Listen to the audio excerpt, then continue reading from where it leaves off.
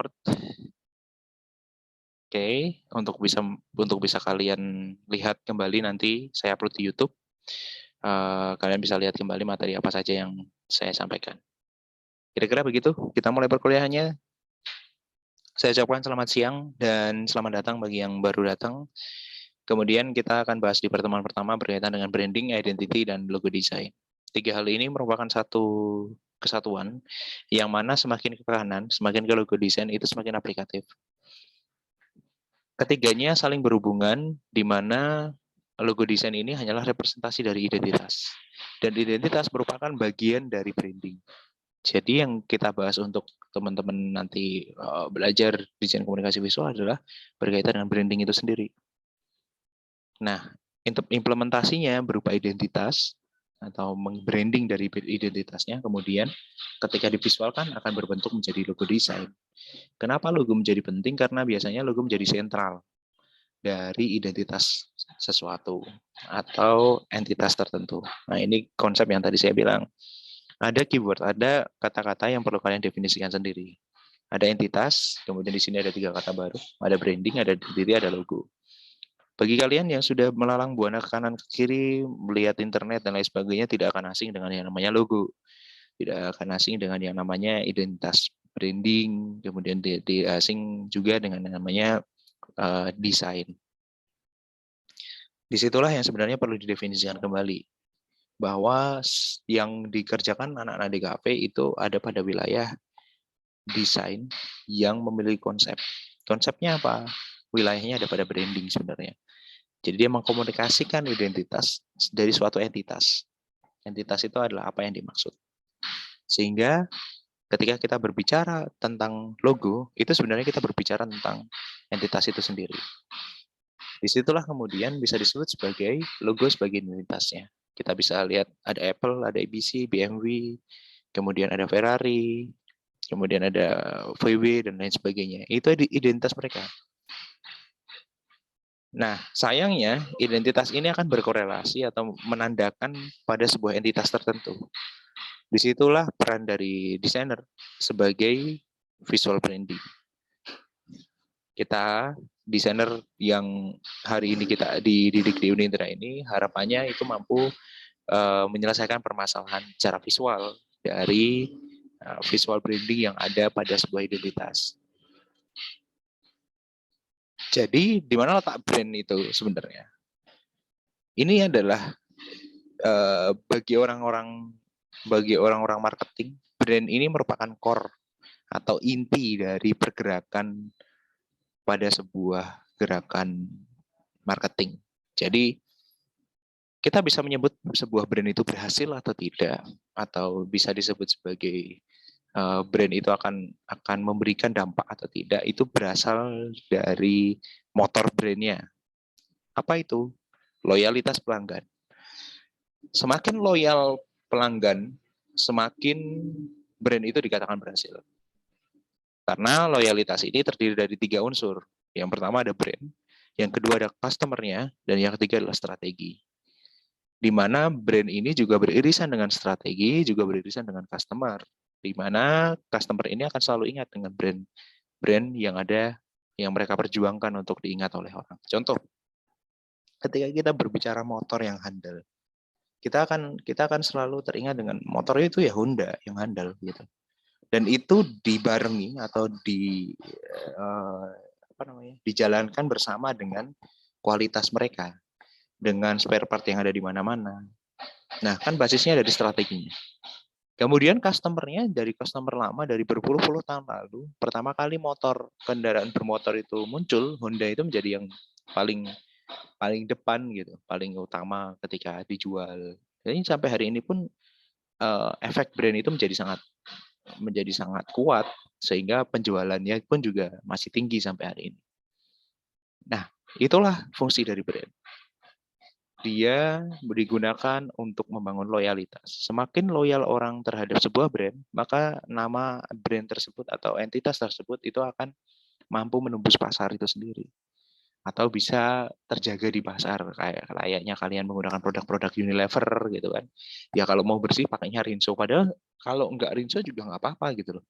Kenapa sih kita harus kita harus misal yang terdepan itu Yamaha gitu. Kenapa enggak yang terdepan Kawasaki gitu dan lain sebagainya. Nah, itulah kekuatan brand. Brand itu sebuah hal yang bersifat objek atau bisa dibilang dia bisa diraba dengan definisi-definisi yang apabila kita melihat polanya kita bisa tahu. Nah, kegiatan membangun objek ini, ide ini itu disebut sebagai branding. Yang mana membuat identitas termasuk di dalamnya ada logo yang juga dilakukan dengan membuat aplikasi medianya. Tentu ketika kalian lihat Gojek itu ada untuk UX-nya, kemudian ada media promosinya, ada yang ditempel di belakang drivernya gitu kan, yang berbentuk board itu dan lain sebagainya. Yang kita garap sebenarnya ada pada wilayah visual branding gitu.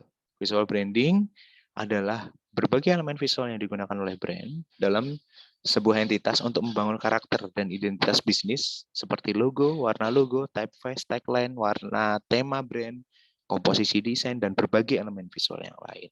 Itulah kenapa kalau kalian lihat atau kalian perhatikan bentuk-bentuk brand yang besar atau bentuk brand baru, Shopee, Lazada, kemudian ada kalau dulu ada Matahari Mall gitu kan, ada dulu juga ada Hero, supermarket besar, mereka memiliki elemen visual yang sama, senada, dan juga memiliki komposisi desain yang tidak berbeda antara satu desain dengan desain yang lain. Entah tema warnanya yang sama, bentuknya sama, kayak Gojek. Gojek kalau kalian perhatikan pasti temanya akan melingkar-melingkar gitu dan lain sebagainya. Itulah visual branding. Idenya dari mana? Idenya dari konseptual, konsep pertamanya. Ini kata yang harus kalian ingat terus, entitas adalah objek sebenarnya yang dimaksud. Misalkan ada kuas nih, gitu. Ada kuas. Kuas ini adalah entitas dari kuas itu sendiri. Gitu. Objek yang sebenarnya dimaksud ya kuas ini, barangnya.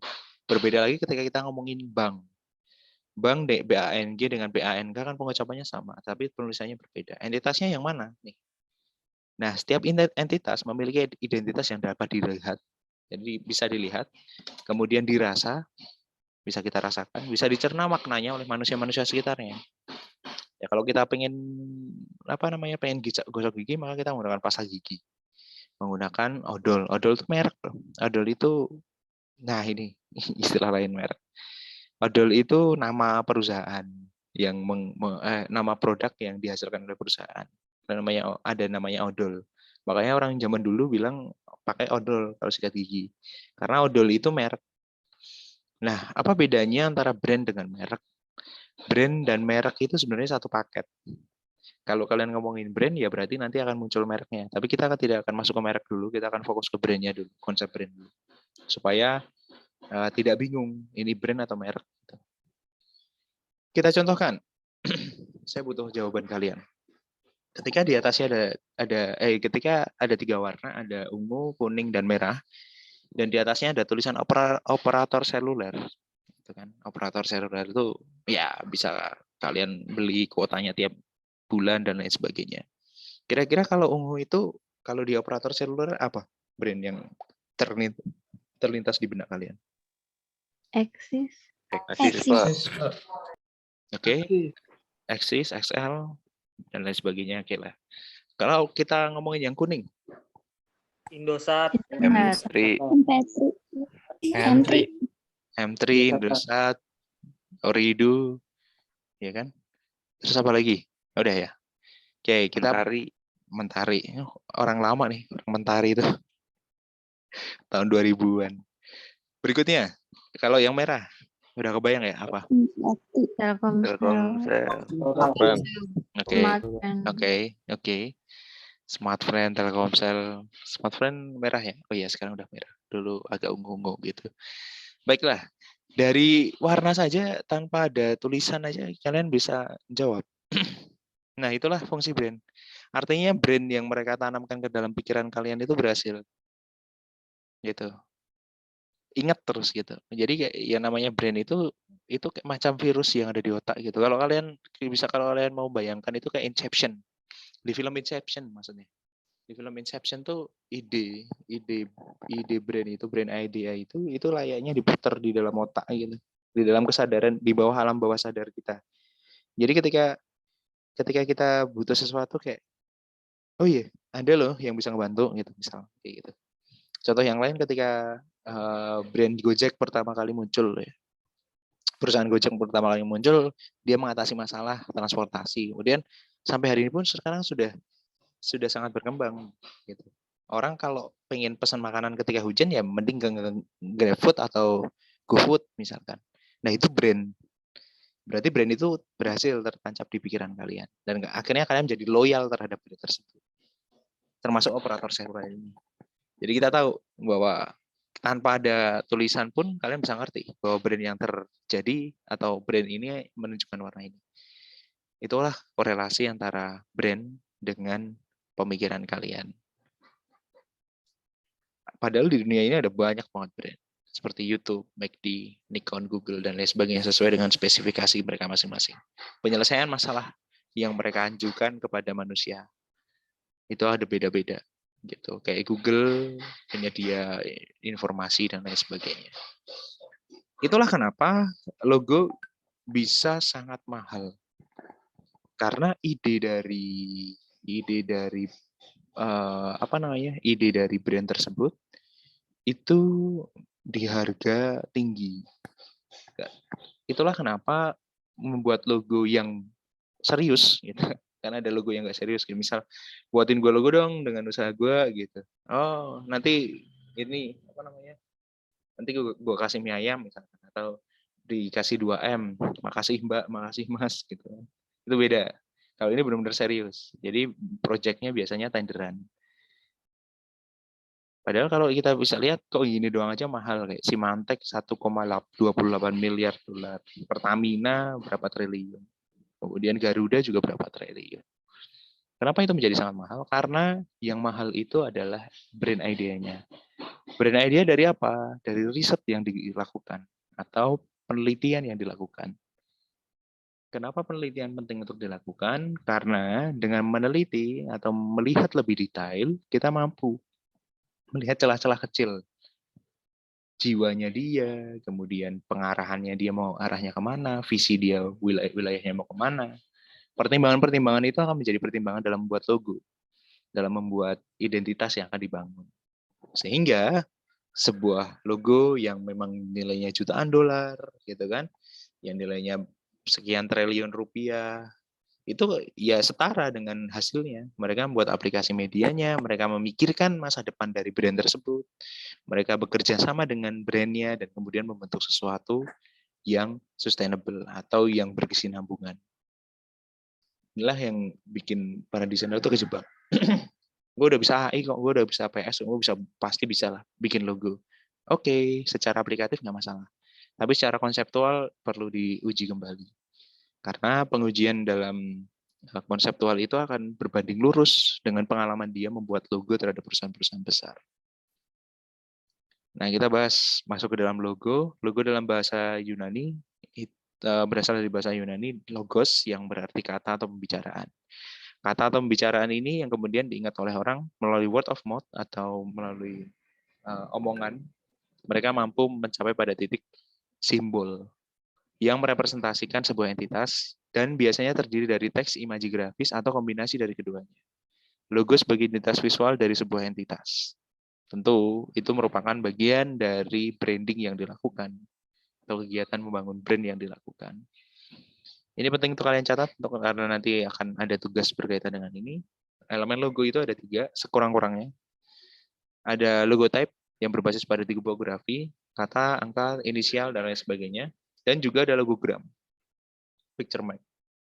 Di mana picture mark ini adalah bentuknya, picture mark ini lagi rapat mas. Picture mark ini bentuknya adalah elemen simbol atau unsur rupa atau gambar. Dan logo kombinasi antara keduanya. Jenis dan tipe logo, jadi tadi ada unsur pembentuknya. Sekarang adalah jenis dan tipe logo, ada name only logo yang diambil dari namanya, langsung jadi logo. Kemudian ada name symbol logo, yang mana ada tambahan dari namanya dia ditambah dengan simbol grafis yang terdiri dari nama perusahaan atau produk dengan gaya tipografisnya yang kuat. Ada initial letter logo yang merupakan singkatan dari logo sesuatu, misal di RCTI, Raja Wali Citra Televisi Indonesia, CNN, saya lupa panjangnya, dan IBM juga sama. Biasanya dia inisial, kemudian ada pictorial logo yang elemen penting dari gaya kos logo diciptakan secara khas. Kayak McD, Carrefour, Nickelodeon, Coca-Cola gitu. Ada associative logo yang apabila dia berdiri sendiri itu sudah bisa merepresentasikan dari karyanya, entitas yang dimaksud. Seperti Shell, Garuda, Pertamina, dan lain sebagainya.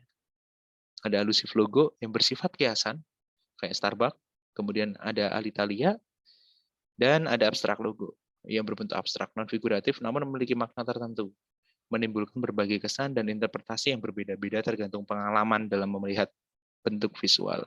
Hal ini yang biasanya digunakan untuk brand-brand yang tingkat high class ya, kayak Nike, kemudian ada brand yang cuman cuman menggunakan garis, yang lainnya Adidas dan lain sebagainya. Itu biasanya menggunakan abstrak logo. Bisa juga logo memanfaatkan negative space dalam kreasi visualnya. Boleh Pak, nggak apa-apa. Logo itu sebenarnya bentuknya masih liquid, tapi pusat dari logo itu ada pada brand dan identitas yang dibangun.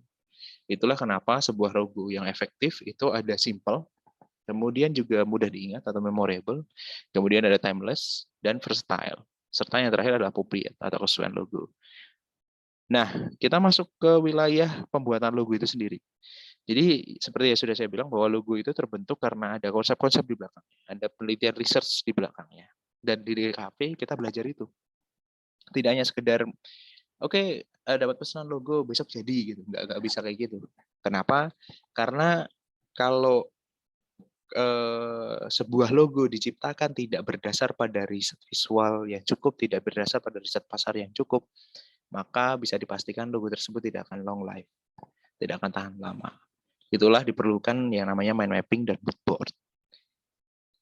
Kita bahas dulu proses pembentukan logonya, desain prosesnya seperti apa. Biasanya ketika logo itu dibentuk, itu yang pertama keluar itu adalah brief. Brief itu merupakan kata-kata yang keluar dari klien untuk kita sebagai desainer atau tim kita. Brief ini biasanya diberikan kalau di agensi besar dari AE atau akun eksekutif, atau dalam bahasa sederhananya marketingnya biro desain lah. Marketingnya dia menerima dari klien kayak gimana, mintanya klien kayak gimana sih gitu. Nah, ketika brief sudah masuk, itu masih dalam wilayah concepting ya, wilayah yang bagian kiri concepting ke bawah ini. Kemudian dari brief itu diolah menjadi creative brief. Creative brief ini merupakan jajaran atau kumpulan data yang sudah akan digarap oleh desainer. Biasanya ada meeting team di dalamnya, sehingga akan membentuk desain konseptualnya kayak gimana, mind mapping-nya kayak gimana, mood board-nya kayak gimana, untuk dibuat menjadi satu logo yang memiliki kekuatan konsep yang kuat. Itulah masuk dalam wilayah proses brainstorming. Setelah concepting kelar, masuk ke dalam execution atau mengeksekusi logo tersebut. Kemudian dibuatlah thumbnail. Dalam proses tracing thumbnail ada alternatif logo, kemudian ada final logo untuk revisi. Kalau ada revisi, gimana? Balik lagi ke creative brief. Creative brief yang sepakati seperti apa? Begitu terus sampai akhirnya menjadi final. Nah, apakah prosesnya saklek seperti ini? Enggak. Ini hanya proses secara garis besar. Ada banyak banget di thumbnail itu, ada sketch, ada rock sketch, kemudian ada juga morphological metric gitu. Ada morphological juga, ada banyak tipenya. Tapi dalam thumbnail itu intinya adalah mentransformasi yang dari kata-kata menjadi visual. Basisnya dari ide-ide yang sudah disepakati bersama. Gitu. Contoh brief dan creative brief. Biasanya proyek-proyek kepada desainer itu biasanya akan berbasis pada satu atau dua masalah visual saja. Tidak semua itu ada pada logo. Tidak semua pada pembangunan brand. Tidak semua itu digarap pada wilayahnya semua hal yang berkaitan dengan DKV, enggak. Biasanya akan memiliki proyek yang small, kecil, kemudian lingkupnya enggak terlalu besar karena biasanya budget proyeknya akan disesuaikan dengan kesulitan dan kerumitan dalam membuat proyek tersebut. Nah, ada juga yang proyeknya itu ngebangun company profile gitu. Nah, itu beda lagi. Nah, proyek-proyek ini sekurang-kurangnya kalian harus pahami bahwa desain itu tidak sekedar cuma di depan laptop, tapi juga perlu research yang lebih panjang. Misal di Rebook ini, dia akan ada company background dan ada objektif. Ini yang paling penting. Objektif ini yang akan menentukan proyek kalian akan berupa apa. Oh, ini create awareness of demo and 25% of discount while removing stigma men wearing easy tone. Nah, disitulah membuat awareness dari demo 25% inilah yang menjadi project desainnya. Bukan membuat rebooknya, bukan. Jadi bisa saja kita membuat sesuatu yang sudah tough, misal membuat kegiatan CSR atau kegiatan pengabdian masyarakat pada sebuah perusahaan. Bisa aja, nggak masalah. Baru nanti sampai bawah ada insight apa, single minded apa, dan bentuk kreatif brief tidak juga harus seperti ini. Sangat liquid sekali. Kalian bisa menambahkan, mengurangkan, atau memberikan lebih detail lagi sesuai dengan kebutuhan project. Kita masuk ke contoh mind mapping. Contoh mind mapping seperti ini. Jadi biasanya dari mind mapping ini dihubungkan dengan kata-kata yang ada di sekitar dari entitas tersebut, misal coffee shop. Ada apa aja sih? Gitu. Secara apa namanya? Secara visual di dekatnya ada apa aja? Oh, ada tempatnya kecil, misal ada kopi bubuk, sendok, dan lain sebagainya. Dari ini di mapping kan, baru kemudian dipilih. Dicentang ini adalah dipilih keywordnya. Yang nanti digunakan untuk apa? Digunakan untuk thumbnail. Seperti ini.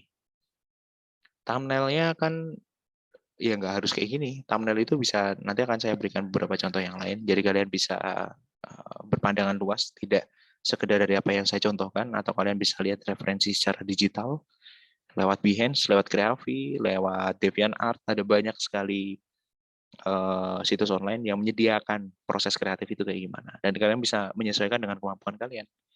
Itulah kenapa mau nggak mau, suka nggak suka, ketika kalian masuk ke dunia DKV, ke dunia kreatif, harus banyak-banyak membaca referensi. Ini contoh thumbnail, contoh aja. Contoh thumbnail yang lain, jadi semakin banyak thumbnail, akan semakin ada kemungkinan sesuatu yang diambil. Dan itu akan menciri khaskan kalian, gitu. Bahwa desainer itu pada akhirnya juga akan mendefinisikan dirinya sendiri. Kita masuk ke dalam spesifikasi apa nih? Kita bentuknya kayak gimana nih yang paling kita spesial gitu. Dan klien akan mencari sesuai dengan spesialisasinya. Mereka akan melihat karya-karya kita. Itulah kenapa kemarin saya minta kalian untuk kirim portofolio. Bagi yang portofolionya hancur ya kita kan lihat apakah nanti di akhir semester kalian akan sesuai dengan portofolio itu atau enggak. Kalau memang sama ya tinggal dinilai sesuai dengan portofolionya aja. Bagaimana? Nggak berkembang berarti kan? Kan gitu. Nah, harapan saya kita bisa berkembang. Kalian bisa thumbnail sebanyak ini minimal ya. Atau bisa mengembangkan lebih baik lagi akan jauh menyenangkan. Contoh yang lain, antara thumbnail dan mind mapping bisa digabung. Bagi saya sih kayak gini nggak masalah. Jadi formatnya nggak harus thumbnail tok gitu. Mind mapping tok. Karena ini proses, ini dapur kalian. Dan kita mencoba membicarakan dapur kita masing-masing dulu supaya wilayahnya akan jelas.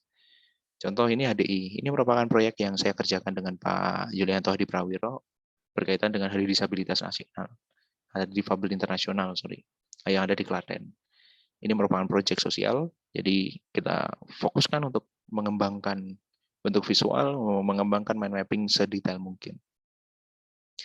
Dari mind mapping tersebut, ketika kita sudah dapat keyword, maka kita akan menyusunnya untuk mencari inspirasi. Jadi inspirasi itu bukan dari kalian buka HP aja gitu. Scroll, oh ini inspirasi, kemudian digambar, kemudian scroll lagi itu hilang. Enggak. Inspirasi itu sudah ditetapkan di mood board. Selama mood board itu sudah kalian klikkan, baru kemudian kalian susun.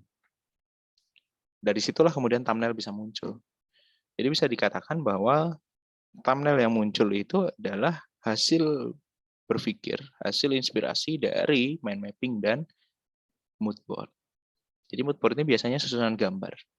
Dan untuk kelas RD ini akan saya dalami lagi mood board nanti waktu besok di kajian serupa dan desain. Tapi untuk yang ini, untuk yang DKV 2 ini cukup kalian cari inspirasi dari mood board. Jadi inspirasinya dimasukkan ke mood board maksud saya. Melalui tipografinya, warnanya, tipe desain dan lain sebagainya.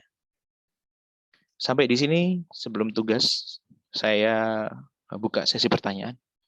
Apabila ada pertanyaan, silakan.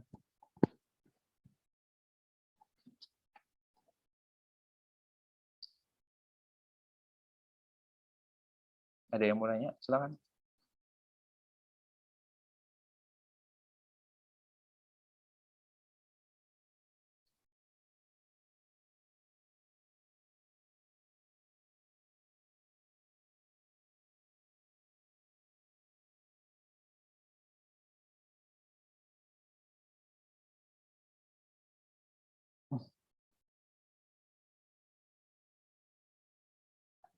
Adakah pertanyaan?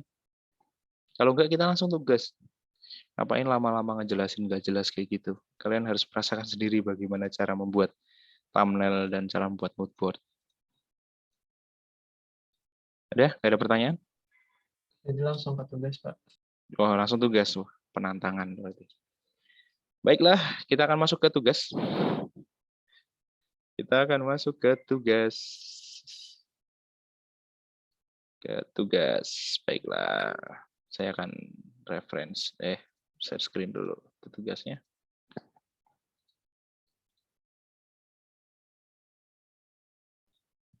Bisa kalian lihat di sini. Carilah minimal 9 logo berbeda. 3 logo berbasis gambar atau logogram. 3 logo berbasis teks atau logo type. Dan kombinasi. 3 kombinasi. Yang menurut kalian memiliki bentuk yang unik, kemudian dikumpulkan secara apik agar menjadi kumpulan logo yang menarik untuk referensi. Kemudian setelah kalian susun, kalian cetak hasil kumpulan tersebut, kemudian tebaklah 40 alternatif thumbnail atau manual dari masing-masing logo. Dan mood board-nya seperti apa kira-kira bentuknya. Tambahkan jenis dan tipe logo dalam penjelasannya. Tentu jenis dan tipe logo tadi sudah saya jelaskan.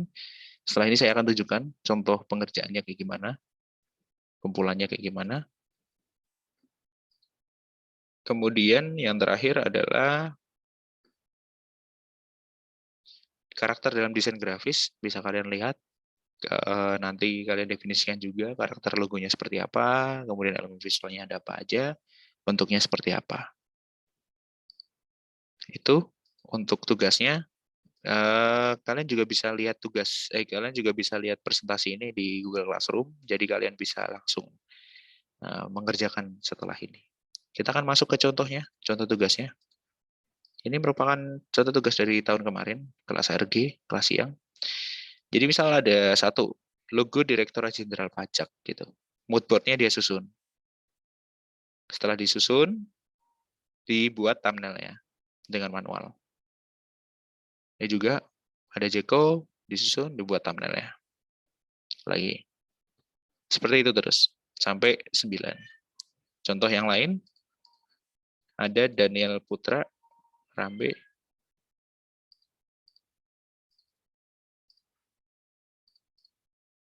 Saya share screen. Logo Burger King, dia buat thumbnail-nya. Ada Domino Pizza, dia buat kemungkinan thumbnail-nya. Kemudian ada elemennya. Kemudian dia juga membahas dari mood board-nya, dari elemennya. Mood board ini bisa kalian juga lihat dari referensi-referensi yang ada di Google.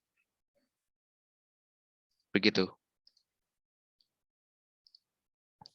Dari sini mau ada lagi yang bertanya? Ada lagi, emang tadi nanya? Nggak nanya kok. Silakan. Bagi yang mau bertanya. Pak, saya mau tanya, Pak. Silakan.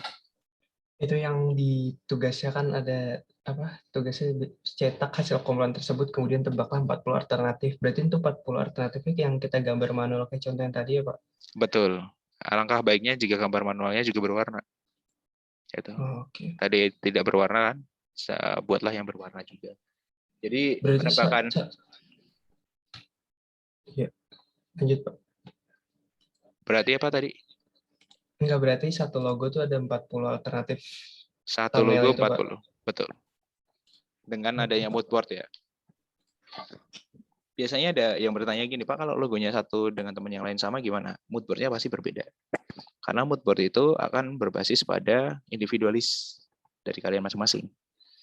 Mood board berbeda, tentu goresan tangannya juga berbeda. Hasilnya pun akan berbeda. Kecuali kalau kalian tidak mau berkembang ya, itu di luar dari kekuasaan saya sebagai pengajar. Harapannya kalian mengerjakan mood board dengan baik, thumbnail dengan baik, dan menjadikan ini latihan yang baik. Seperti yang sudah saya katakan kemarin kan, bahwa DKV 2 yang di kelas saya cukup berat. Maka selamat datang di kelasnya Pak Angga. Gitu. Kira-kira begitu? Ada lagi selain Erlangga tadi yang mau ditanyakan? Izin masuk Pak, saya mau Silakan. tanya Pak. Silakan Git. Itu kan tadi katanya satu logo 40. Ini kan berarti minimalnya 9 logo. Jadi Betul. total seluruhannya 360 begitu Pak. Begitulah kira-kira. Waktu pengerjaan 1 minggu. Oke. Siap. Terima kasih Pak. Baik. Kan ini kita mulai jam 12.30 ya. Selesai jam 15. Kita masih ada 1,5 jam kan. Jadi mulai ngumpulin. Mood board-nya mulai disusun. Nah, besok dicicil tuh. Selama 7 hari. Sehari 1,5. Sehari 1,5. Selesai nanti. Gitu. Kira-kira gitu. Ini latihan kan. Baru latihan belum nanti detailing. Saya akan pamer dulu nanti kira-kira mind mapping-nya kayak gimana gitu. Masuk ke dalam contoh tugas. Mind mapping. Nah, ini dia. Nah, kira-kira kayak gini. Ini simpelnya ya. Ada yang lebih barbar.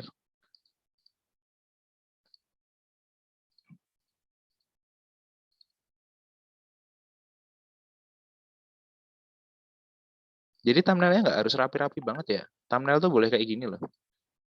Nah, kayak gini boleh loh. Ini thumbnail SNT. Jadi bisa dihitung. Kalau nggak salah ini 100 kalau nggak salah. Lebih deh malah. Tuh.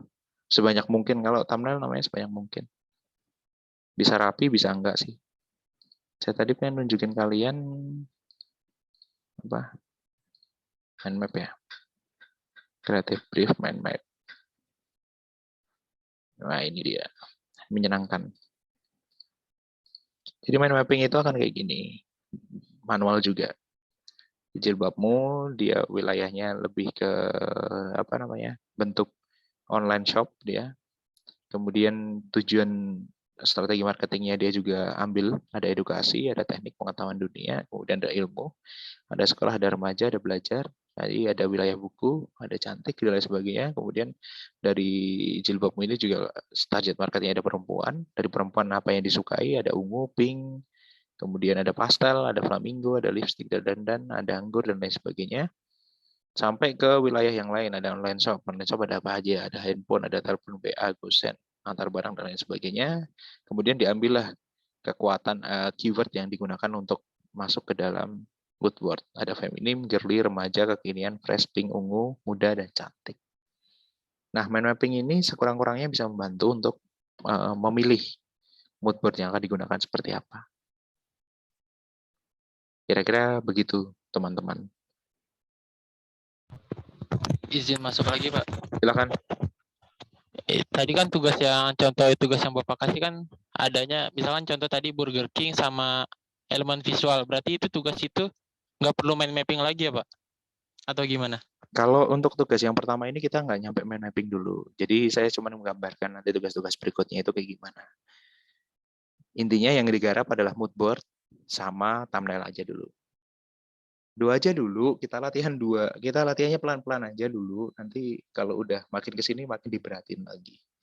Kira-kira gitu. Oke, siap. Terima kasih Pak.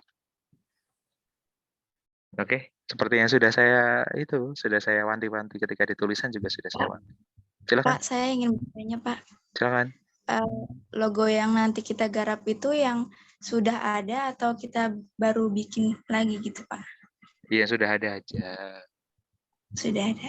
Nggak usah bikin baru dulu. Sudah aja dulu aja, yang ada dulu.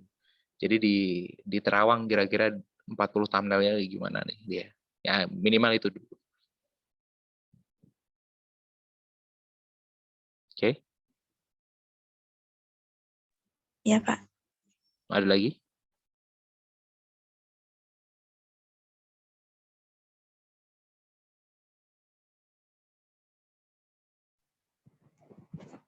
Pak, saya izin bertanya, Pak. Silakan, Vi. Kalau thumbnail itu wajib berwarna atau tidak diwajibkan, Pak? Maksudnya boleh berwarna atau boleh tidak? Sebenarnya kalau mau lebih kalau lebih pengen ngasah kemampuan kalian ya gunakan berwarna. Sebenarnya ya. Kenapa? Karena kalau berwarna itu juga bisa merepresentasikan. Tapi kalau kalian kuatnya tidak berwarna ya nggak menjadi masalah. Nggak jadi soal gitu. Kira-kira kayak gitu sih. Jadi sekuat kalian aja bentuknya kayak gimana. Tadi kan saya sudah kasih minimalnya kayak gimana. Kalau bisa berwarna kan lebih baik lagi. Kan toh ketika kalian memberikan yang terbaik di tugas pertama sampai tugas akhir akan memberikan dampak juga nanti di TA kalian. Di UAS kalian, di TA nanti kayak gimana. Kira-kira begitu?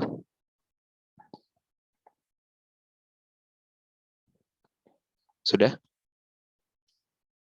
Pak, izin bertanya, Silakan sini. untuk kertasnya itu ukuran A3 atau berapa ya, Pak?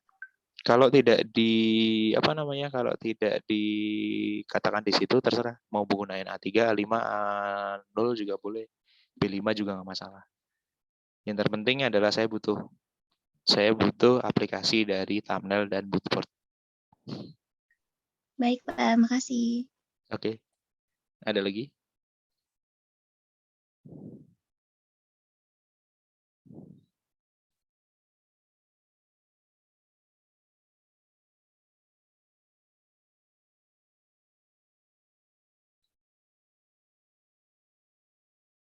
Ada lagi? Udah?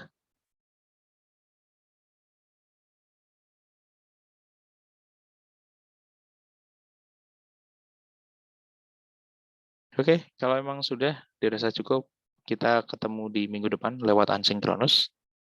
Saya selesaikan dulu recordingnya.